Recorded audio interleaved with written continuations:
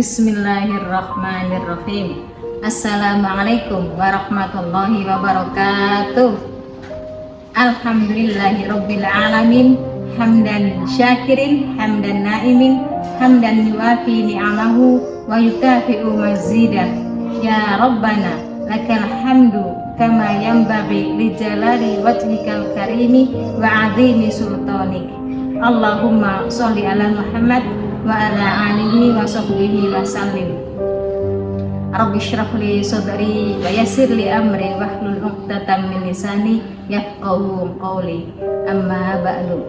Puji syukur kita panjatkan kepada Allah Subhanahu wa taala atas karunia nikmat yang diberikan kepada kita semua, terutama di bulan Ramadan ini kita masih diberi kesempatan dan kesehatan sehingga kita dapat menjalankan ibadah puasa dengan baik.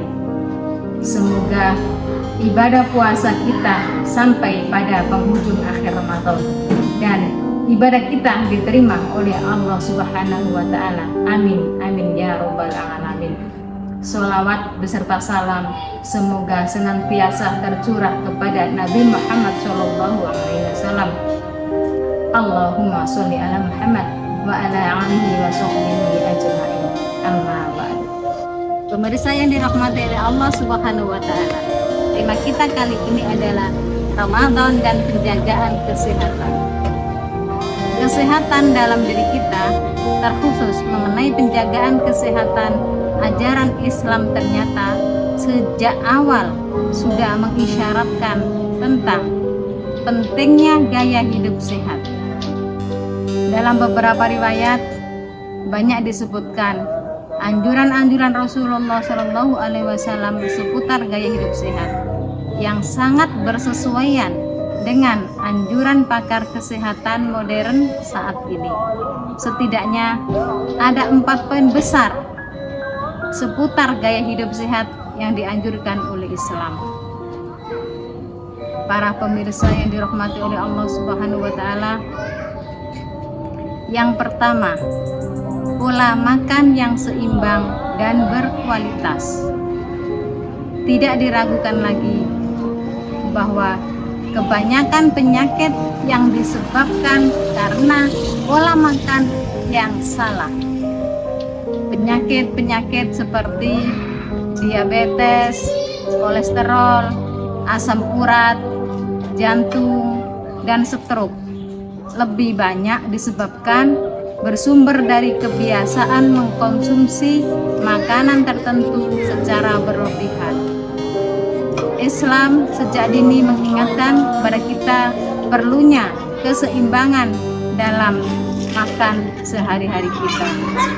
Allah Subhanahu wa taala berfirman dalam Al-Qur'an, "Ya bani Adama, khudhu zinatakum inda kulli masjidin wa kulu washrabu wa la tusrifu innahu la yuhibbul musrifun." Yang artinya, wahai anak cucu Adam, pakailah pakaianmu yang bagus pada setiap memasuki masjid. Makan dan minumlah kamu, tapi janganlah berlebihan. Sesungguhnya Allah tidak menyukai orang-orang yang berlebih-lebihan.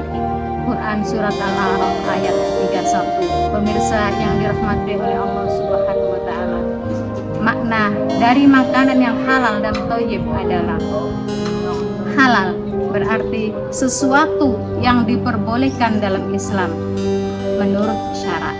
Sedangkan thayyib adalah makanan yang baik untuk kesehatan. Pemirsa yang dirahmati Allah Subhanahu wa taala, di dalam hadis Rasulullah SAW secara spesifik menganjurkan kita untuk membagi rata antara jatah makan dan minum kita. Beliau bersabda, "Tidak ada yang lebih buruk dari perut Bani Adam. Cukuplah bagi seorang muslim makan yang bisa menegakkan punggungnya. Jika ia memang harus makan, maka hendaknya sepertiga makanan untuk makanannya, sepertiga untuk minumannya, dan sepertiga untuk nafasnya." Hadis riwayat Al-Hakim. Selain anjuran dalam keseimbangan pola makan, Islam juga menganjurkan menjaga kualitas gizi dengan mengkonsumsi makanan-makanan tertentu. Karenanya, secara spesifik dalam Al-Quran dan As-Sunnah disebutkan beberapa makanan tertentu yang bergizi tinggi seperti susu, madu, dan kurma.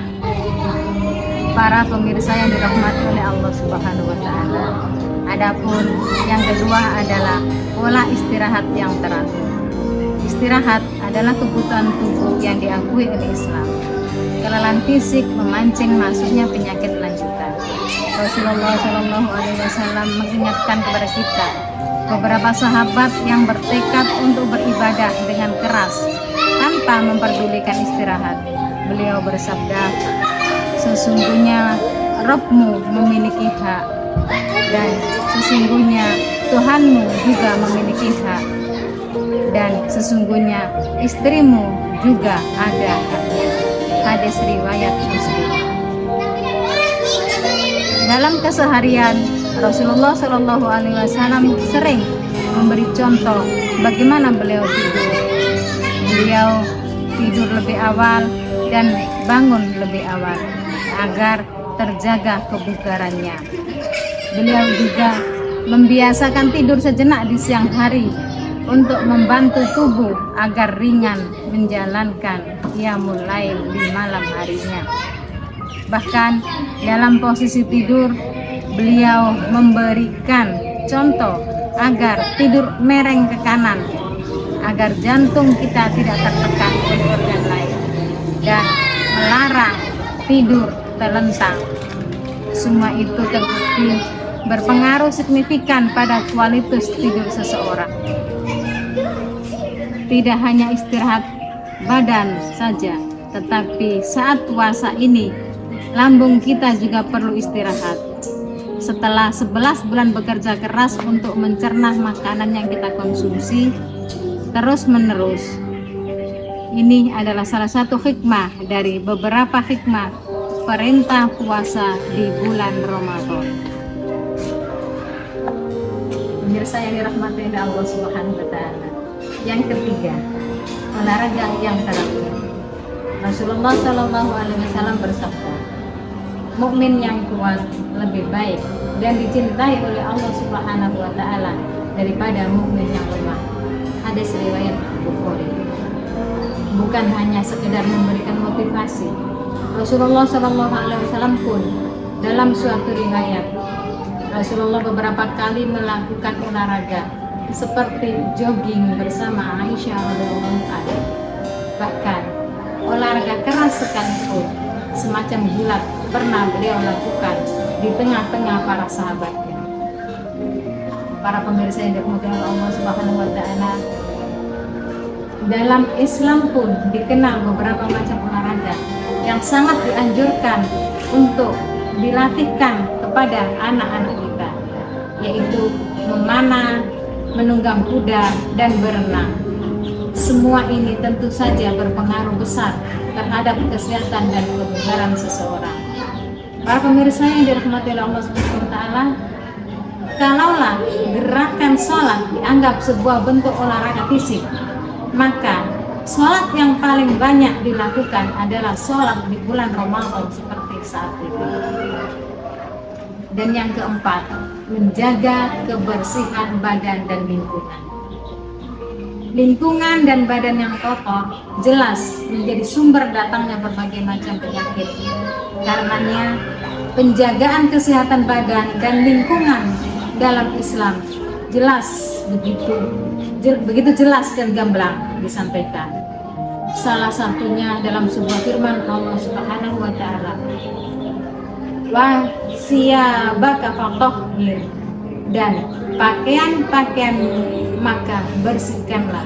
Quran surat Al-Mudaththir ayat 4. Begitu pula tentang kesehatan badan. Misalnya, Rasulullah Shallallahu Alaihi Wasallam menganjurkan kita umatnya untuk bersiwak, membersihkan mulut dan gigi, mandi, bercukur kumis, memotong kuku, membersihkan hidung, membersihkan telinga, dan lain-lain. Para pemirsa yang dirahmati oleh Allah Subhanahu wa Ta'ala, akhirnya Islam disadari atau tidak, ternyata sejak awal telah menganjurkan umatnya untuk menjaga kesehatan melalui beraneka ragam pola hidup yang sehat, yang sesuai dengan syariat. Para pemirsa yang dirahmati Allah Subhanahu wa Ta'ala, demikianlah uraian singkat tentang Ramadan dan penjagaan kesehatan. Semoga apa yang kami sampaikan dapat bermanfaat dan bisa kita ambil hikmahnya. Semoga ibadah Ramadan kita di tahun ini diterima oleh Allah Subhanahu wa Ta'ala dan akan menjadi pemberat pahala kita di hari kiamat. Amin amin ya rabbal alamin. Akhir kalam, billahi taufiq wal hidayah. Wassalamualaikum warahmatullahi wabarakatuh.